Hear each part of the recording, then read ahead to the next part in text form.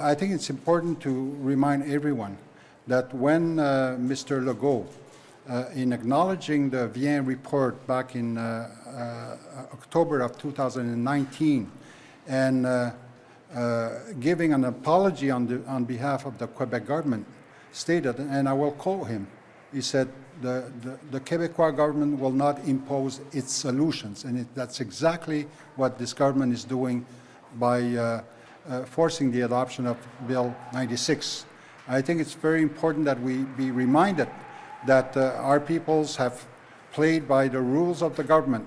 We presented before a parliamentary commission. We presented amendments to Bill 96 to no avail.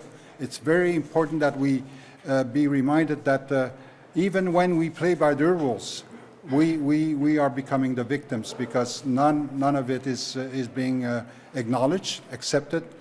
With the results that we have today, we have a bill that's being rushed without any consideration for Indigenous people's rights. So I think it's very important that we be mindful of the situation today. And I'm glad that we have chiefs today standing with us to make that point. And what we're asking is simply, in terms of the adversity that we face, that we be exempt from 96. And we have a sit-down with the minister responsible, Mr. Jolin Barrette, sooner than later. So I'd like to follow the ancient treaty protocols that when your people came to this land way back, we talked about treaty agreements. We didn't have no written language. And your ancestors and our ancestors agreed that we would follow 3 principles of peace, friendship, and respect. Here's a covenant chain that it says if we ever had a problem, we would sit down and smoke the peace pipe to resolve our differences. Us in our canoe and you in your big ship with sails. So Quebec and Canada can never forget, because we said that this treaty agreement would endure as long as the sun shines, the grass grows, and the water flows. So we are still here today. Our ceremonies, our languages, our creation story, everything that makes us unique in the world, just like Quebec. They talk about their distinctness, well, we are too. And we're here now to talk about this ancient relationship and how we have to follow those 3 principles as we move forward. Merci beaucoup. Thank you very much. Ngasanahoe Skydeer, the Grand Chief of the Mohawk Council of Ganawage Wolf Clan. Very honored to be here today. Nyawakoa, Madame Massé, and Mr. Kelly for allowing us to have this space today to address you all in this press conference. Bill 96 is not just an issue that impacts Indigenous youth when it comes to education. The more we looked at this bill, it is going to have impacts in every sector of our lives as Indigenous people. You know, we're trying to move forward in this space now in the time when everybody's talking about reconciliation. We've been trying to create a relationship with Quebec. And now, as some of the words that were said by the people who spoke before me, this kind of goes against that nation to nation and that kind of equality relationship that we're looking for in being able to address things in a meaningful way through dialogue.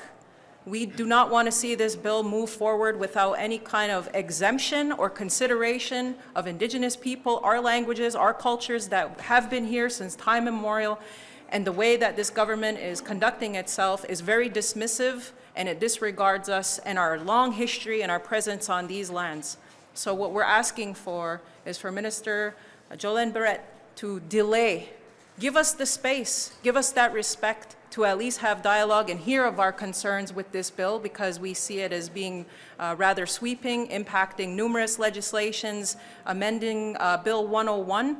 And I'm going to tell you, there's an action taking place in Ganawage right now.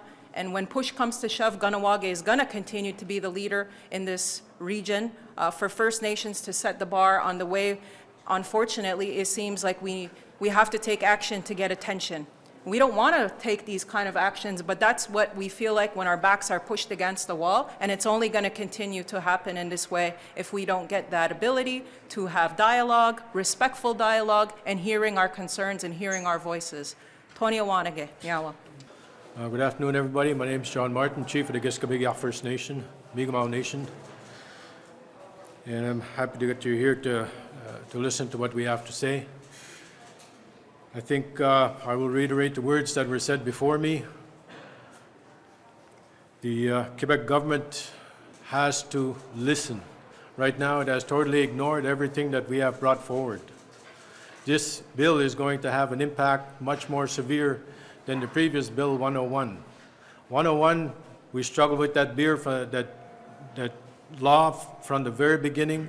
Our students, it increased our dropout rates. Our students are not able to access graduation with their credits at high school because of the French credits that are required under Bill 101. And this bill now includes the CEGEP level. So it makes it very difficult for our students to be able to succeed in high school, and now even harder if they pass high school and get to CEGEP. It requires that they have 3 to 5 courses in French. If our communities are going to be able to flourish, education is a key component. But remember also that education has been used as one of the key factors in the assimilation of our people and the destruction of our cultures and the destruction of our languages. And that is why this government needs to sit down and listen to us. We are not just talking about language, we're talking about every aspect of our life that's affected by this bill in the communities. Our growth is important. We wish to be part of Quebec's society. We want to contribute to the growth of Quebec society.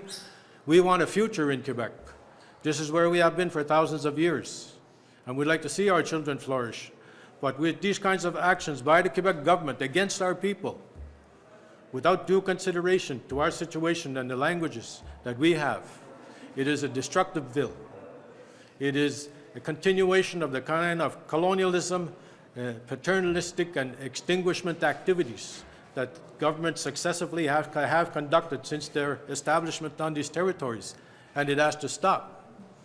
They need to sit down with us and talk to us and hear how this bill really affects us. Well, audio.